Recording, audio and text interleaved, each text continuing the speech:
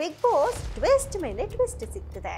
ಅಶ್ವಿನಿ ಗೌಡ ಬಿಗ್ ಬಾಸ್ ಮನೆಗೆ ಬಂದಾಗಿನಿಂದ ಈ ಒಂದಲ್ಲ ಒಂದು ಜಗಳ ಕಿತಾಪತಿ ಮಾಡ್ತಾನೆ ಬರ್ತಿದ್ದಾರೆ. ಅಶ್ವಿನಿ ಗೌಡ ಅಂದ್ರೆ ಜನಕ್ಕೆ ಜಗಳ ಕಾಂಟ್ರವರ್ಸಿ ಮಾತ್ರ ನೆನಪಾಗೋ ಹಾಗೆ ಮಾಡ್ಕೊಂಡಿದ್ದಾರೆ. ಅನೇಕ ಬಾರಿ ಅವರೊಡನೆ ಇರುವಂತಹ ಸಹ ಸ್ಪರ್ಧಿಗಳು ಕೂಡ ಈ ಬಗ್ಗೆ ಅವರ ಗಮನಕ್ಕೆ ತಂದ್ರು. ನೋ ಯೂಸ್, ನಾನು ಇರೋದೇ ಹೀಗೆ, ನಾನು ಇರಬೇಕಾಗಿರೋದು ಹೀಗೆ ಅಂತ ಎಲ್ಲರಿಂದ ಗೌರವ ನಿರೀಕ್ಷೆ ಮಾಡುವ ಅಶ್ವಿನಿ ಗೌಡ ಇನ್ನೊಬ್ಬರನ್ನ ಮಾತನಾಡಿಸೋದು ಏಕವಚನದಲ್ಲಿ. ಮಾತೆತ್ತಿದ್ರೆ ಏ ಎನ್ನುವಂತ ಅಶ್ವಿನಿ ಗೌಡ ಪದೇ ಪದೇ ಇನ್ನೊಬ್ಬರ ಯೋಗ್ಯತೆ ಬಗ್ಗೆ ಮಾತನಾಡ್ತಾ ಇರ್ತಾರೆ. ಅಶ್ವಿನಿ ಗೌಡ ಅಹಂಕಾರದಲ್ಲಿ ಮೆರೀತಾ ಇದ್ದಾರೆ. ಈ ಮನೆಯಿಂದ ನಿಮ್ಮನ್ನ ಕಳಿಸೇ ನಾನು ಹೋಗೋದು ಅಂತ ಕೂಡ ರಕ್ಷಿತಾ ಶೆಟ್ಟಿ ಈಗಾಗಲೇ ಚಾಲೆಂಜ್ ಅನ್ನ ಮಾಡಿದ್ದಾರೆ.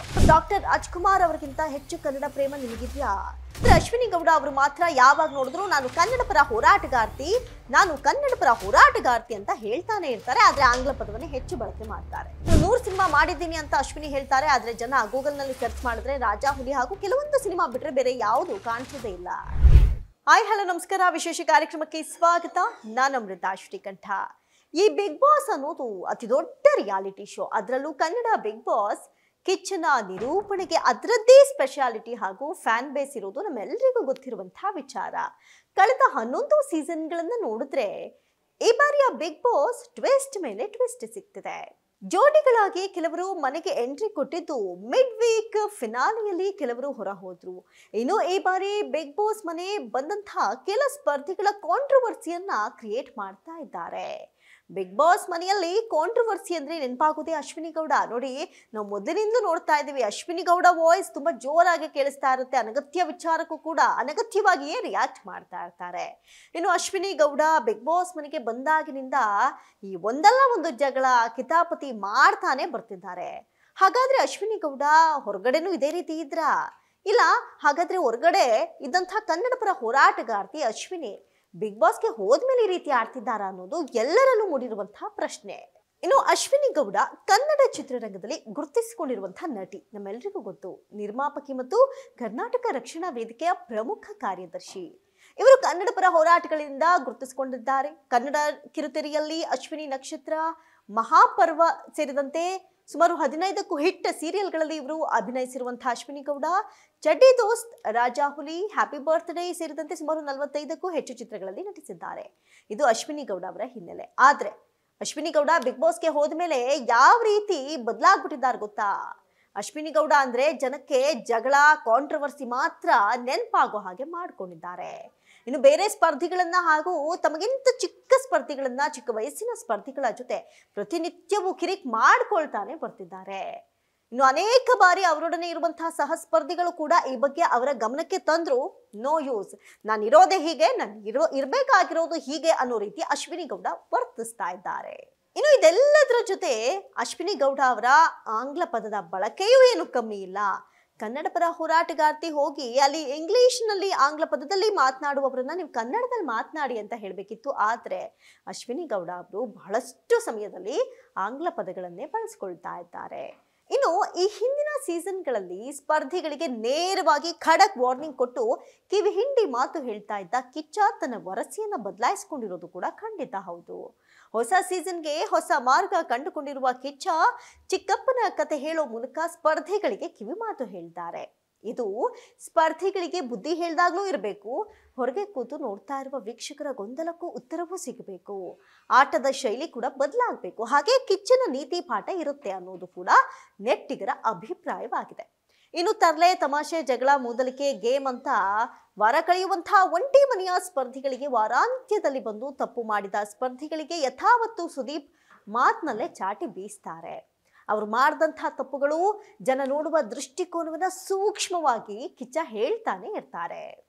ಇನ್ನು ಅವರು ಮಾಡಿದ ತಪ್ಪುಗಳು ಜನ ನೋಡುವ ದೃಷ್ಟಿಕೋನವನ್ನ ಸೂಕ್ಷ್ಮವಾಗಿ ಅವರು ಹೇಳ್ತಾನೆ ಇರ್ತಾರೆ. ಬಿಗ್ ಬಾಸ್ ಆರಂಭ ಆದಾಗಿನಿಂದ ಸುದೀಪ್ ಅವರು ಅದೆಷ್ಟೋ ಬಾರಿ ಅಶ್ವಿನಿ ಗೌಡ ಅವರಿಗೆ ನೀವು ಮಾಡ್ತಾ ಇರೋದು ತಪ್ಪು ಅಂತ ಮನವರಿಕೆಯನ್ನ ಕೂಡ ಮಾಡಿಕೊಟ್ಟಿದ್ದಾರೆ. ಆದ್ರೆ ಅಶ್ವಿನಿ ಗೌಡ ಮಾತ್ರ ಈ ಬಗ್ಗೆ ತಲೆ ಕೆಡಿಸಿಕೊಳ್ಳದೆ ತಾವು ಮಾಡಿದ್ದೇ ಸರಿ, ತಾವು ಹೇಳ್ತಾ ಇರೋ ಮಾತುಗಳೇ ಸರಿ ಅಂತ ಬಿಗ್ ಬಾಸ್ ಮನೆಯಲ್ಲಿ ಅವರು ಹೇಳಿದ್ದೇ ಸರಿ ಅಂತ ವಾದ ಮಾಡ್ತಿದ್ದಾರೆ.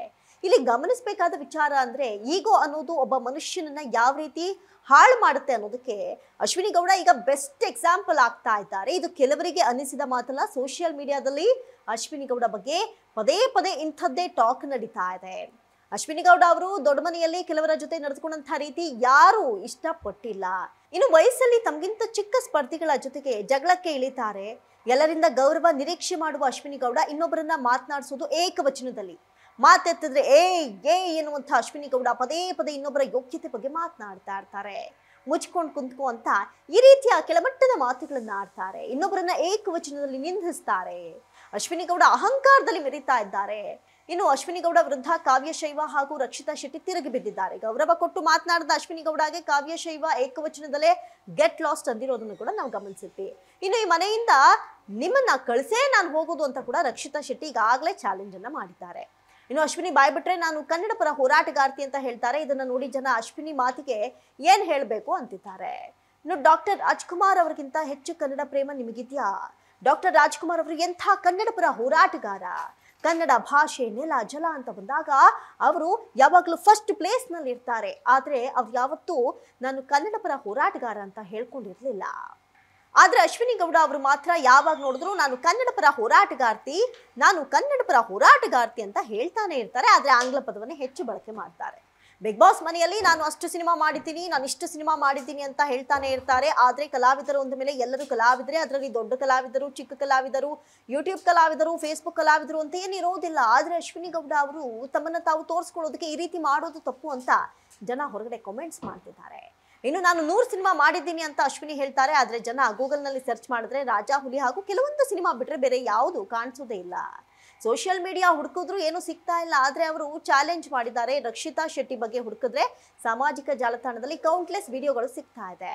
ಈಗ ಜನ ಇದನ್ನ ಇಟ್ಕೊಂಡು ಅಶ್ವಿನಿ ಗೌಡರನ್ನ ಟ್ರೋಲ್ ಮಾಡ್ತಾ ಇದ್ದಾರೆ. ಅಶ್ವಿನಿ ಗೌಡ ಹಾಗೂ ರಕ್ಷಿತಾ ಮಧ್ಯೆ ಆಗಾಗ ಕಿರಿಕ್ಗಳು ನಡೀತಾನೆ ಇರುತ್ತೆ. ಇನ್ನು ಈ ಜಗಳ ಈಗ ಚಾಲೆಂಜ್ ಹಂತಕ್ಕೂ ಬಂದಿದೆ. ನಾವು ಕೂಡ ಕಷ್ಟ ನೋಡದೆ ಇಲ್ಲಿಗೆ ಬಂದಿಲ್ಲ. ನಾವು 100 ಸಿನಿಮಾ ಮಾಡಿದ್ದೀವಿ. ನೀನು ಒಂದು ಯೂಟ್ಯೂಬ್ ಚಾನಲ್ ಮಾಡ್ಕೊಂಡು ಬಂದಿದ್ಯಾ. ನಿನ್ನಂಥ ಚಾನಲ್ ಅನ್ನ 100 ಹುಟ್ಟಾಕಬಹುದು. ನನ್ನ ರೀತಿ 39-40ನೇ ವಯಸ್ಸಿಗೆ ನೀನು 100 ಸಿನಿಮಾ ಮಾಡಿಬಿಡು. ಇದು ನಿಮಗೆ ಓಪನ್ ಚಾಲೆಂಜ್ ಅಂತ ರಕ್ಷಿತಾ ಶೆಟ್ಟಿ ಜೊತೆ ಚಾಲೆಂಜ್ ಮಾಡಿದ್ದಾರೆ.